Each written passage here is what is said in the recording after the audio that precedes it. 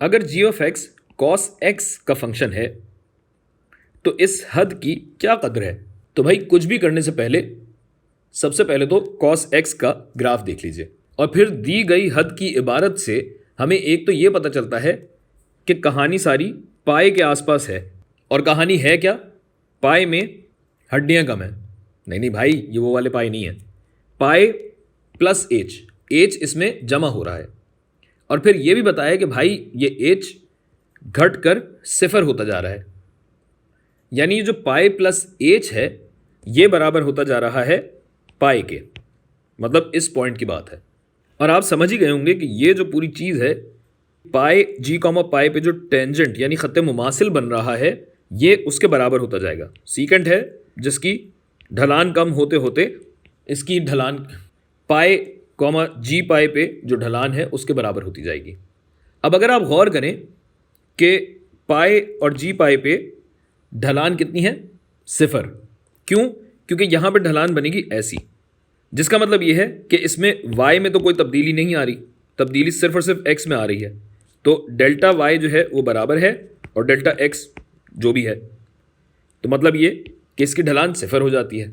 अब ये ढलान चाहे सिफर ही क्यों ना हो, हम ये जानते हैं कि हुदूद का, लिमिट्स का भी कोई ना कोई वजूद हो सकता है। जैसा कि आप देख सकते हैं कि ये कंटिन्यूअस यानी मुसलसल ग्राफ है, यानी हद है और निकाली भी जा सकती है। तो चलें ये हद निकालते हैं। लिमिट जबकि एच सिफर की तरफ बढ़ रहा हो। अब हमें जी पाई प्लस एच निकालना है, तो जी ऑफ एक्स चूंकि कॉस एक्स के बराबर है तो जी ऑफ पाई प्लस एच किसके बराबर हो जाएगा? बिल्कुल दुरुस्त, cos of pi plus H. ऐसा ही है तो ये यहां लिख देंगे कॉस पाई जमा एच माइनस जी ऑफ पाई क्या होगा?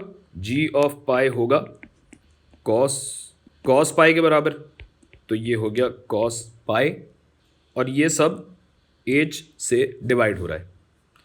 अच्छा जी, अब अब ट्रिग्नोमेट्रिक आइडेंटिटीज के हिसाब से अगर देखा जाए तो cos of A plus B किसके बराबर होता है?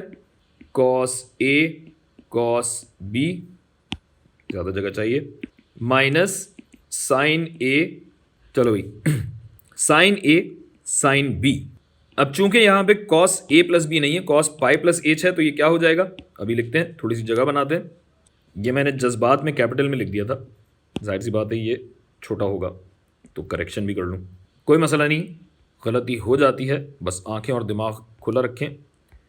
तो ये हो जाएगा cos pi cos H minus sine pi cos H. Cosh नहीं है ये, कॉस एच है, अच्छा सा करके लिख देते हैं। अब अगर मैं एक काम करूं कि इसको ज़रा मैं अलग ले जाऊं और इसको मैं यहाँ पे ले आऊं और इसको मैं यहाँ ले आऊं और इसको मैं वापस लेके आऊं, तो आप देख सकते हैं कि यहाँ पे कॉस पाई इन दोनों में मुश्तरक है। तो अगर कॉस पाई मैं मुश्तरक ले लूँ, कॉमन ले लूँ, तो ये बचेगा कॉस एच माइनस वन हो जाएगा, ये माइनस वन। सही है भाई, अभी तक आप मेरे साथ होंगे। अब ये है कि इसको मैं एक अलग फ्रैक्शन बना लूँ और इसको मैं एक अलग फ्रैक्शन बना लूँ। कैसे कर सकता हूँ? दोनों के नीचे एच बस अलग अलग कर लूँ, तो ये हो जाएगा बटा एच, ये हो जाएगा बटा एच। अब लिमिट इस पूरे पे लग रही है और मैं ये देख सकता हूँ कि एक मेरी फ्रैक्शन बन रही है ये और एक मेरी फ्रैक्शन बन रही है ये। लिमिट सेम लगेगी इस पे भी और इस पे भी। तो अब मैं ज़रा इसको यहाँ चूंकि कंफ्यूजिंग हो जाएगा तो मैं ज़रा ये लिख के आपको दिखा देता हूँ। ये हो जाएगा cos pi cos H minus एक बटा एच और ये हो जाएगा माइनस साइन पाई। ये मैंने कॉस एच क्यों लिखा हुआ बता भी नहीं रहे यार आप लोग, साइन एच है, साइन एच होगा। बहुत सारे हैं असल में तो कन्फ्यूजन हो जाता है, फिक्र ना कीजिए, बस आंखें और दिमाग खुले रखें, गलती से घबराएं नहीं, गलती को सही कीजिए। अच्छा, तो अब मैंने कहा था कि इसके ऊपर भी लिमिट लगेगी और बिल्कुल लगेगी, यही लिमिट लगेगी कि ये जो एच है ना ये सिफर की तरफ बढ़ रहा है। अब ऐसा करने से हुआ क्या? देखिए कॉस पाई कांस्टेंट है, मतलब ये हद जो है जहां जहां एच है वहीं लगेगी ना, कांस्टेंट पे तो नहीं लगेगी। इसका मतलब ये है कि मैं कॉस पाई को अलहदा कर लेता हूं, कर सकता हूं। अच्छा, अब ऐसा करने से हुआ क्या? देखिए कॉस पाई तो कांस्टेंट है तो इसके ऊपर तो ये हद नहीं लगेगी ना, हद वहाँ लगेगी जहाँ जहाँ एच शामिल है। तो इसका मतलब ये है कि मैं इस कॉस पाई को अलग कर सकता हूँ। इसी तरह अगर यहाँ पे आप देखिए तो साइन पाई पे तो इस लिमिट का इतलाक नहीं होगा। मतलब ये है कि इसको भी अलग किया जा सकता है कि डंडी छोटी कर दूँ मैं और इस सब को यहाँ ले आऊँ। और अब अगर मैं हद लगाऊँ तो क्या होगा भाई, एच अगर सिफर की जानिब बढ़ता है। अच्छा, अब अगर आप लिमिट्स वाले लेक्चर्स से, लिमिट्स वाली वीडियोस से याद करें तो लिमिट्स की जो प्रॉपर्टीज़ हैं, खुसूसियात जो हैं, वो ये कहती हैं कि ये लिमिट्स अगर आप लगाएंगे तो ये जो कॉस वाली लिमिट है ना, कॉस वाली लिमिट, ये तो पूरी हो जाएगी सिफर, और जो साइन वाली लिमिट है ये पूरी बराबर होती है 1 के।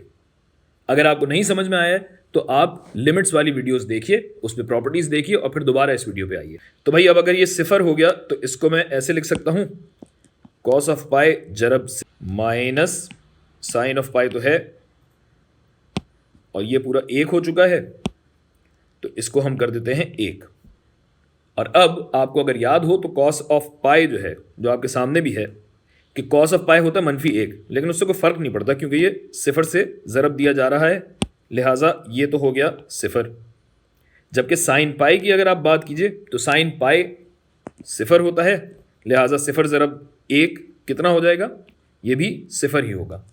यानी ढलान की कद्र और हद सिफर ही है, जिसका मतलब यह है कि जूं जूं एच सिफर की तरफ बढ़ता है, यानी आप एच चाहे ये लें या ये वाला लें, दोनों सूरतों में क्या हो रहा है कि जैसे जैसे एच सिफर की जानिब बढ़ता है, यानी ये पॉइंट पाई के बराबर होता जाता है, तो फंक्शन की ढलान सिफर की तरफ बढ़ती नजर आती है।